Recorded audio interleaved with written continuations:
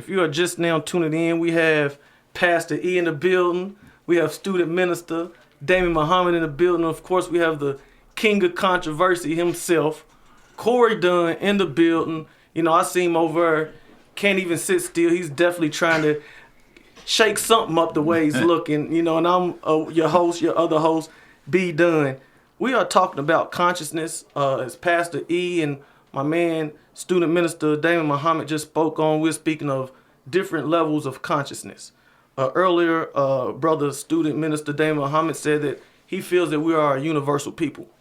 So as a universal people, what affects one of us affects us all. So if we are in fact a universal people, it seems as though if we wanted to raise the level of consciousness, we have to have a universal movement. Universal movement, of course, will have to start on the local levels. So understanding that it has to start on the local level. What can we do, us in this room? We feel as though we are conscious. I feel as though I'm conscious. Looking at you guys, I respect you. I know that y'all have knowledge of. I know that y'all have a fear of a greater power. So us in this room to understand that it is a universal movement, can be a universal movement. We're a universal people. When are we going to come together and put our heads together to find out what we can do?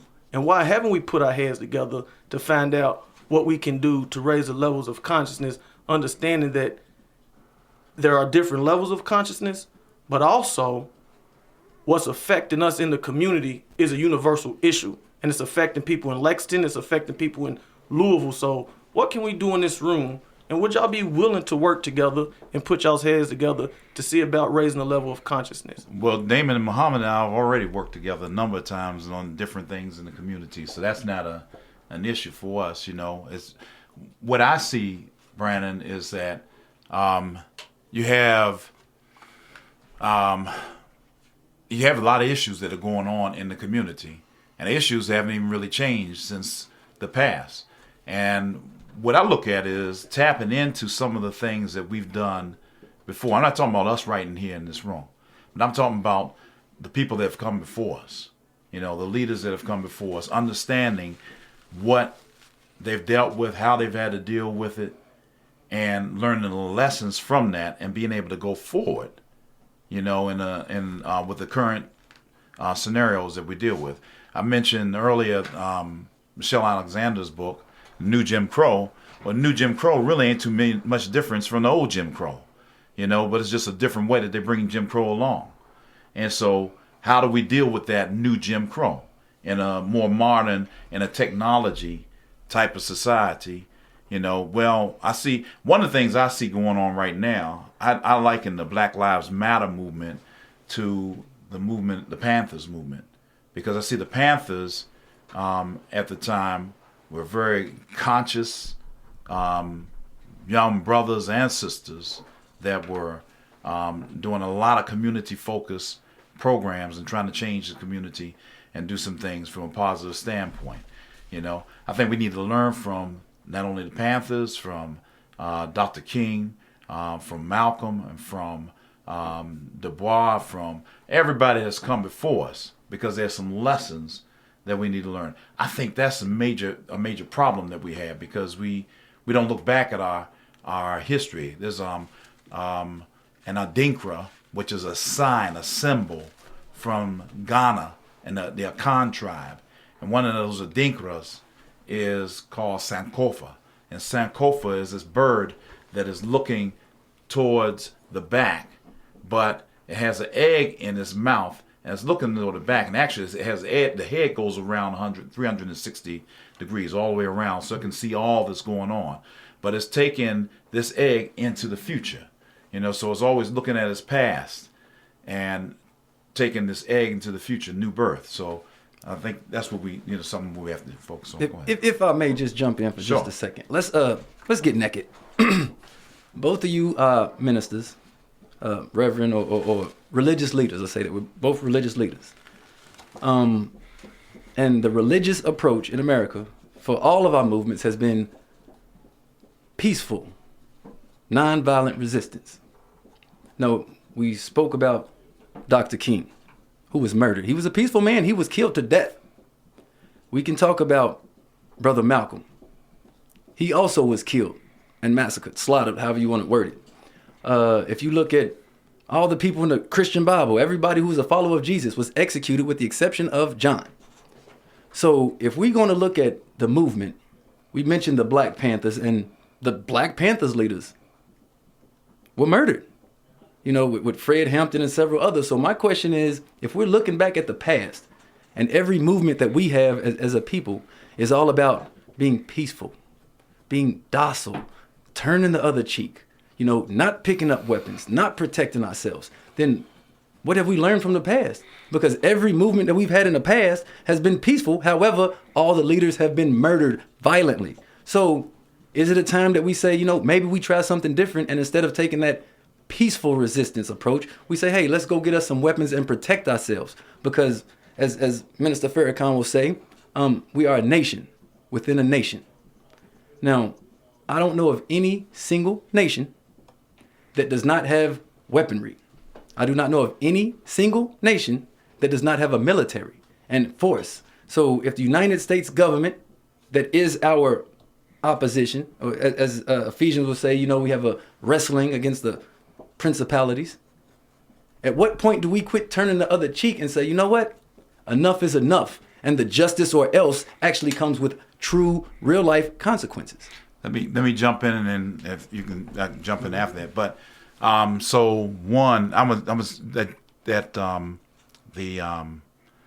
what is it? You just said it. The turn the other cheek. Mm-hmm. That ain't in the Bible. That's something that people put on Christians, And so the whole focus on peaceful resistance doesn't mean it's docile. And that's not, in no way was Dr. King's movement, the things that he was doing, was a docile movement. But he was murdered, correct? Absolutely, violently. absolutely. Won a Nobel Peace Prize, correct? And if I was to say, let me go ahead and get weaponry to go up against my enemy, I'm no better than the person who is trying to harm me. Just a second. May I interject on that statement alone? Jesus Christ, my main man, said, "Turn the other cheek." It's in the Bible somewhere, right? No. Okay. No, it's not in the Bible. That's a misnomer in the Bible. Jesus. I'll have to look it up in just a second. Okay. But yeah. I do know that Jesus said. Correct me. In Luke, chapter 22, I believe it's verse 36, maybe. Jesus says, I told y'all to come on out here when we didn't need purses, we didn't need this, that, and the other. Well, now I'm telling you that get your change purse, get your food and your provisions. If you do not have a sword, sell your outer garments and go get you one. His disciples said, we have two. Jesus Christ said, that's enough. Yeah. So, the whole, we're getting some feedback. I don't know where that was coming from. Oh, I'm sorry. Oh, it's the phone. I need to turn this off. It's just being so close to microphones is causing feedback. Sorry. But Jesus said, get you a sword. When Peter chopped off that man's ear, Jesus didn't say, you dead wrong for that. He said, that's enough. The same thing that he said when he told them to go get him some swords, and they said they had two. So, we're taught as Christians to be docile, generally speaking, by the same people who teach us that we're supposed to get ours in the here and after. Yeah, I think, I'm sorry. I think, Corey, that docile, that turn the other cheek stuff about Christians, I got this still, I'm sorry. I think that, you'd have to show me that in the Bible, because I've never read that in the Bible. I've always seen that as something that others have said that aren't Christians about Christians. Matthew 5:39. Matthew 5:39. Okay, but and Luke chapter 6 verse 29. Let me get to Luke 23 first. It says Luke 22. Luke 22. Yeah. But now he that hath a purse, let him take it, and likewise a wallet, and he that had none, let him sell his cloak and buy a sword. Okay, so now we're taking one scripture, but I have to read the entire chapter to understand the full context of what's being said there. And so I don't know how that even fits in to what we're talking about, and I'd have to look at it. I really have to sit down and look at it and the other ones as well. Because I will go back and look at all of what you just said. Oh, it's in there. Yeah, but the thing when we get into scripture, one of the things I will say is that all different kinds of versions of it in English, and unless you are studying it in the Greek and in the Hebrew, if you read it in that and understand the context of what really is going on in those particular times, that's when you get the full understanding of what's going on. I'd have to look at that, I'd have to say that. That's fair. Yeah.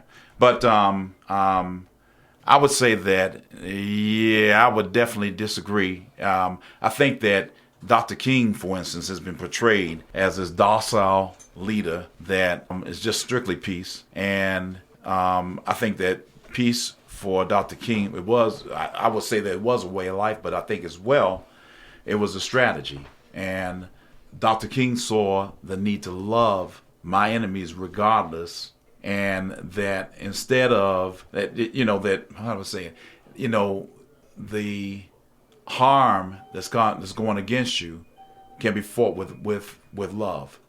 That's what Dr. King was all about. Now that didn't mean that in that love we just cow down and not allow for us to be respected, because I think that Dr. King was one who really promoted respect of ourselves.